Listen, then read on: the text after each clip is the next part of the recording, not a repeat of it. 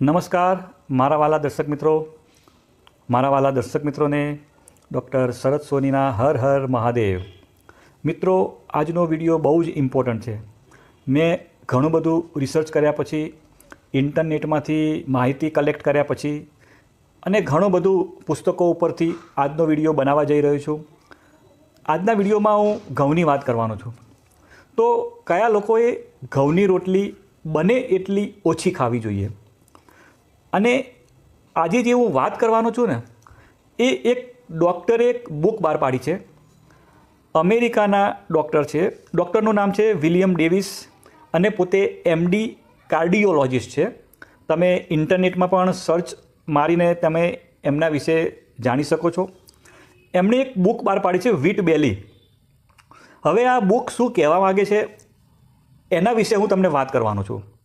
તો હવે એ ડૉક્ટર શું કહે છે તો તમે એમની વાત ધ્યાનથી સાંભળજો. અને એ જે ડૉક્ટરની વાત કહેવા જઈ રહ્યો છું, એ ડૉક્ટર પોતે હાર્ટ સ્પેશિયાલિસ્ટ છે.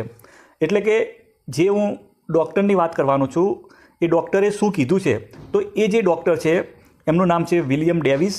પોતે MD કાર્ડિયોલોજિસ્ટ છે અને એ ખૂબ જ સારી રીતે સમજાવે છે કે તમારી તંદુરસ્તીને સુધારવા માટે તમે ભોજનમાં ઘઉંનો ઓછો ઉપયોગ કરો. હવે એ ડૉક્ટર જે હતા એ પોતે વાત કરી એ પ્રમાણે એ પોતે કાર્ડિયોલોજિસ્ટ હતા. તો એ જ્યારે કોઈ પણ દર્દીના હૃદયનું ઓપરેશન કરી તેને સાજા કરતા હતા, પણ એ જ દર્દી થોડા સમય પછી પાછા એમની પાસે એ જ બીમારી લઈને આવતા હતા. તો ડૉક્ટરે ઘણું બધું સંશોધન કર્યું અને પછી એ ડૉક્ટરને જાણવા મળ્યું કે આ બીમારી શું છે, અને એ ડૉક્ટરને સંશોધન કરતાં 15 વર્ષ લાગ્યા હતા. અને એ બીમારીનું કારણ એમને શોધી અને એમને બુક બહાર પાડી છે. બુકનું નામ છે વ્હીટ બેલી, જે ન્યૂયોર્ક ટાઈમ્સની બેસ્ટ સેલિંગ બુક છે. જે તમે ઇન્ટરનેટમાં આ બુકને જોઈ શકો છો, તમે એને વાંચી પણ શકો છો. તો એ બુકનું નામ હતું વ્હીટ બેલી. હવે એ બુક જ્યારે બહાર પાડી ત્યારે અંદર એમણે લખ્યું હતું કે જે લોકો હૃદય રોગના બીમાર હોય, જે લોકો ડાયાબિટીસવાળા હોય અને જે લોકોનું વધારે વજન હોય, એ લોકોએ તેમની ઘઉં ખાવાની આદતથી જ આ બીમારીનો ભોગ બનેલા છે, એવું તેમણે તેમની બુકમાં લખેલું છે. એટલે તેમણે કહ્યું છે કે આ પ્રકારના જે લોકો હોય એ લોકો જો ભોજનમાંથી ઘઉંની વાનગીઓને બાકાત કરશો તો તમારી તંદુરસ્તીને તમે સારી બનાવી શકશો. હવે એ કેમ કહે છે એની પાછળનું કારણ પણ એ આપણને કહે છે. તો એમણે એમ કીધું છે કે ઘઉંથી તમારા શરીરના લોહીની અંદર સુગરની માત્રામાં ખૂબ જ ઝડપથી વધારો થાય છે. માત્ર એમણે એવું કીધું છે કે તમે જો 2 રોટલી ખાઓ ને, એ 1 મીઠાઈના ટુકડાથી પણ વધારે સુગરનું પ્રમાણ લોહીમાં વધારે છે. એટલે એમના જે દર્દીઓ હતા, એ ડૉક્ટરના જે દર્દીઓ હતા, એમને સલાહ આપી કે તમે હવે ઘઉંની બનાવટ ખાવાનું છોડી દો. પછી જ્યારે એમના જે દર્દીઓ હતા અને એમને ઘઉંની બનાવટવાળું ભોજન ખાવાનું છોડી દીધું, ત્યારે એમનું વજન ખૂબ ઝડપથી ઓછું થયું. અને એમના પહેલા મહિનામાં જ્યારે ખાવાનું છોડી દીધું ઘઉંની બનાવટો, ત્યારે પહેલા જ મહિનામાં પેટ અને કમરની સાઇઝમાં સારો એવો ઘટાડો થયો. અને મેં જ્યારે એમને કીધું કે ભાઈ વધારે વજન અને મેદસ્વીપણું એની સાથે ઘઉંનો શું સંબંધ છે, એની સરખામણી કરવાનું શરૂ કર્યું, ત્યારે એમણે કીધું કે મારા જે 80% દર્દીઓ ડાયાબિટીસમાં શરૂઆતના કે બીજા સ્ટેજમાં હતા, અને એમની સલાહથી એ લોકોએ, જે ડાયાબિટીસવાળા લોકો હતા, એમને ડૉક્ટરની સલાહથી જ્યારે ભોજનમાંથી ઘઉંનો ત્યાગ કર્યો, ત્યારે માત્ર 3 થી 4 મહિનામાં એમના બ્લડ સુગરમાં ખૂબ જ નોંધપાત્ર ઘટાડો જોવા મળ્યો. એની સાથે સાથે બીજું પણ ઘણું બધું બદલાયું. એમને જે દર્દીઓના ઘઉં બંધ કર્યા હતા, તેમના વજનમાં 4 મહિનામાં 15 થી 16 કિલોનો ઘટાડો થયો.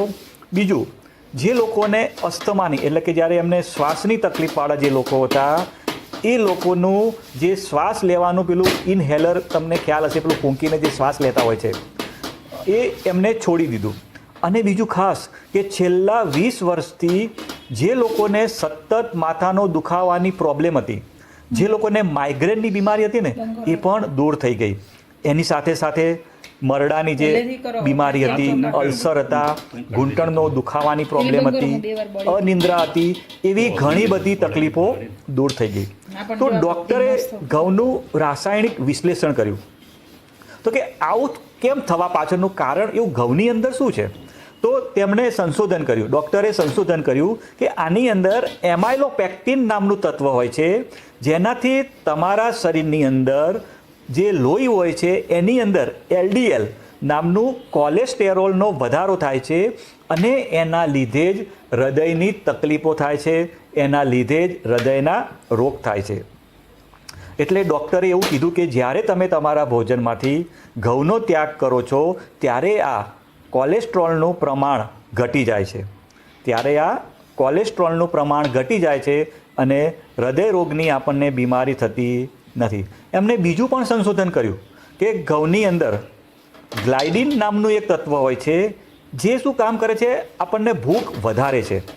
એ શું કરે, આપણી ભૂખ વધારે અને એનાથી આપણે વધારે ખોરાક ખાઈએ છીએ. ત્યારે ડૉક્ટરે કીધું કે ભાઈ ઘઉંની અંદર આ પ્રકારના તત્વો છે, એમાઇલોપેક્ટિન છે, ગ્લાયડિન છે, જે શું કરે છે કે લોહીમાં સુગરની માત્રાનો વધારો કરે છે. તો પછી કે તમે ઘઉં બંધ કરશો તો પછી ખાશો શું? તો ડૉક્ટરે એવી સલાહ આપી, તમે ઘઉં બંધ કરો તો ખાવાનું શું?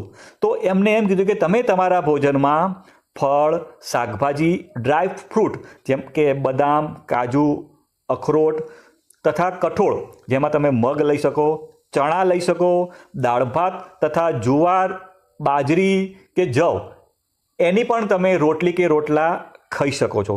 એટલે તમે જો એ પ્રમાણે જો તમને તકલીફ હોય અને જો તમે ઘઉંનું બંધ કરશો, ઘઉંની વાનગીઓ બંધ કરશો તો એનાથી ખૂબ જ ફાયદો થાય છે. તેમણે કીધું કે તમે બાજરી, જુવાર એના પણ રોટલી કે રોટલા ચાલુ કરી શકો છો, દાળ ભાત, શાક એ બધું પણ તમે જે પ્રમાણે રૂટીન લેતા હોવ છો એ પ્રમાણે તમે લઈ શકો છો.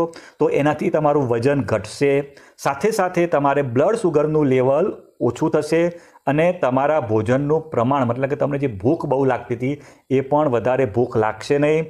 તમારું હૃદય અને શરીર એકદમ તંદુરસ્ત બનશે. તો મિત્રો, તમને મારો વિડીયો સારો લાગ્યો હોય તો લાઈક કરજો, શેર કરજો. નમસ્કાર, નમસ્કાર, નમસ્કાર.